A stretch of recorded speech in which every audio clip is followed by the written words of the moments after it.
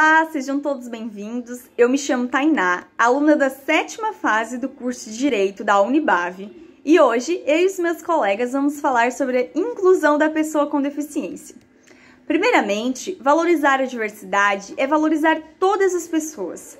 A falta de informação pode nos levar a julgamentos errados e a atitudes preconceituosas. Então, hoje vamos falar sobre a convivência com a pessoa com deficiência.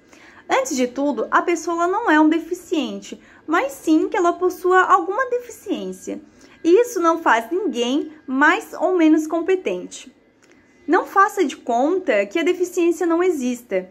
No momento que você estiver fazendo isso, você estará ignorando uma característica muito importante dessa pessoa. Então, para facilitar a convivência com pessoas com deficiência, aí vão algumas dicas. Primeira, conheça as diferenças da pessoa com deficiência, mas lembre-se, cada pessoa é única, independente se ela tem ou não uma deficiência. Em caso de dúvida, se essa pessoa com deficiência precisa ou não de ajuda, sempre pergunte a ela. Oi pessoal, meu nome é Sandy e eu vou estar conversando um pouquinho com vocês a respeito das pessoas com deficiência visual. Como que a gente pode estar ajudando essas pessoas, caso elas necessitem de algum auxílio? Bom, sempre muito importante se identificar primeiramente ao se aproximar dessas pessoas. Caso a gente precise guiar essas pessoas, muito importante a gente oferecer o braço para que elas sintam mais segurança e descrever todo o trajeto pelo qual estamos percorrendo. Ao indicar um assento para esse coleguinha, é muito importante colocar as mãos sobre o encosto da cadeira, para que ele sinta mais segurança, colocar a mão do coleguinha no encosto da cadeira, para que ele sinta a cadeira e sinta mais segurança ao sentar. E caso você for se distanciar dessa pessoa, sempre muito importante você avisar ela, porque como se trata de uma pessoa com deficiência visual, ela não sabe quando você não vai mais estar por perto, então ela pode falar alguma coisa, pode pedir alguma ajuda e você não vai estar ali por perto. Então, sempre muito importante você avisar essa pessoa que você está se distanciando.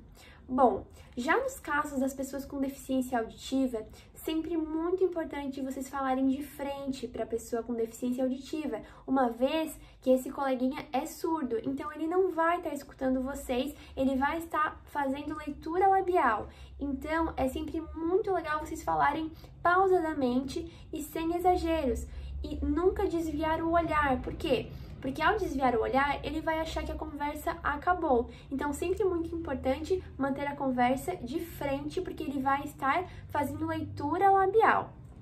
Caso você não entenda o que uma pessoa surda está falando, é bem legal também vocês tentarem uma comunicação através de mímica, através de gestos, bilhetes, para que facilite a comunicação entre você e seu coleguinha, certo? Então agora eu vou estar passando a palavra para o meu colega, Marcelo. Olá, tudo bem?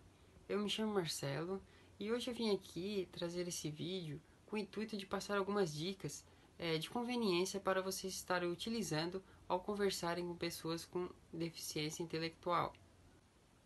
Bem, eu vou estar aqui passando algumas dicas práticas para a gente estar aplicando, quando a gente for conversar com uma pessoa com deficiência intelectual. Primeiramente, a gente tem que ter em mente que nós não podemos superproteger uma pessoa com deficiência intelectual. Ou seja, nós devemos incentivá-la. Por exemplo, nós não podemos privá-la, nós não podemos ignorá-la, nós não podemos tentar fazer por ela o que ela pode fazer. Ou seja, nós devemos estimulá-la a estar desenvolvendo as suas atividades. Quando falarmos de tarefas, nós podemos ensiná-las das seguintes formas.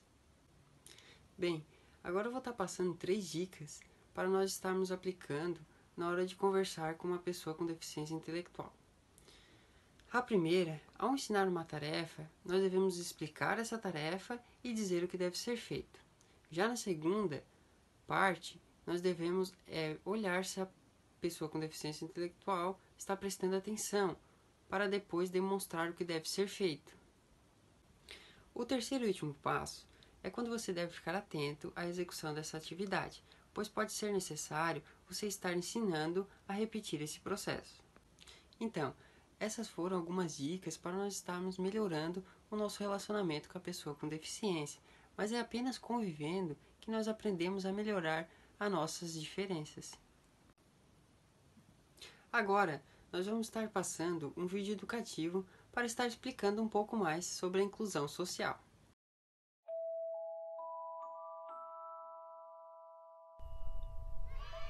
Todos nós somos diferentes e isso é maravilhoso.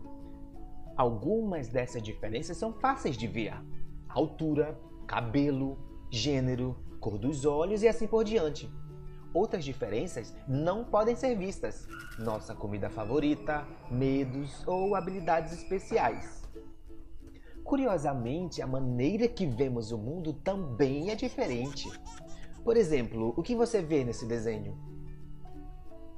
A maioria das pessoas enxergam um pato, mas alguns de vocês podem ter visto um coelho. O que quer que tenham visto está correto, está tudo bem. É só uma brincadeira com o desenho para mostrar que todos os cérebros funcionam diferente. O cérebro é o computador do seu corpo. Ele funciona de forma diferente para cada um de nós e controla a maneira como você aprende, e é por isso que cada um de nós domina uma habilidade diferente, controla a maneira como você se sente, e é por isso que cada um de nós sentimos emoções diferentes, e como você se comunica. Às vezes o cérebro se conecta de tal maneira que afeta os sentidos e a forma como nós percebemos situações e interações. Isto é conhecido como autismo. Muitas pessoas têm autismo, então é provável que você conheça alguém que seja autista, e por essa razão é importante saber um pouco mais sobre o autismo. O circuito dentro de um cérebro autista às vezes pode fazer com que a pessoa domine tarefas que outros acham difíceis, como matemática, desenho ou música. O oposto também pode acontecer, e as atividades consideradas muito fáceis são incrivelmente difíceis para elas, como por exemplo fazer amigos. Os sentidos estão constantemente enviando informações para o seu cérebro sobre o seu redor e sobre as outras pessoas. Entretanto, quando o cérebro e as sensações de uma pessoa não se comunicam bem, o cérebro pode ficar sobrecarregado e confuso, afetando a forma como elas enxergam o mundo. Imagine-se andando pela rua.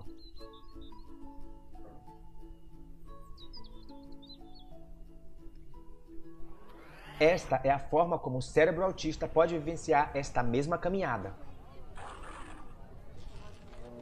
Assustador, não? Infelizmente, em muitos casos, a pessoa não consegue dizer em palavras como se sente. Então, mesmo que dentro da cabeça dela esteja um caos, para quem a vê por fora, parece que está tudo bem. Contudo, elas são incapazes de pedir ajuda. Todos nós desenvolvemos comportamentos que nos ajudam a ficar calmos em situações desconfortáveis. Podemos desviar o olhar, nos abraçarmos, roer as unhas, ficar agitados, morder os lábios e assim por diante.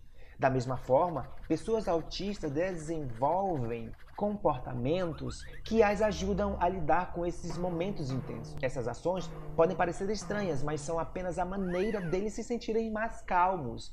Quando isso acontece, significa que eles estão tendo um momento difícil. Então a coisa mais gentil a se fazer é não piorar esse momento. Ficar bravo, ignorar ou zombar deles. Lembre-se que só porque um PlayStation não consegue ler um jogo de Xbox, não significa que ele esteja danificado. Pessoas com autismo precisam de amigos que estão dispostos a dedicar tempo para conhecê-las. Com uma boa comunicação e bastante paciência, todos se sentirão melhor. Pessoas com autismo não estão doentes ou com defeito.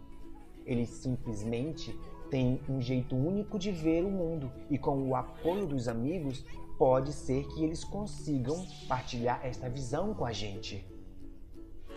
O autismo pode fazer coisas incríveis acontecerem. Bom, pessoal, esse foi nosso vídeo. Espero que tenham gostado. Eu agradeço em nome da equipe a atenção de vocês, a atenção da professora, da diretora da escola, da disponibilidade. E é isso. Muito obrigada mesmo. Até a próxima!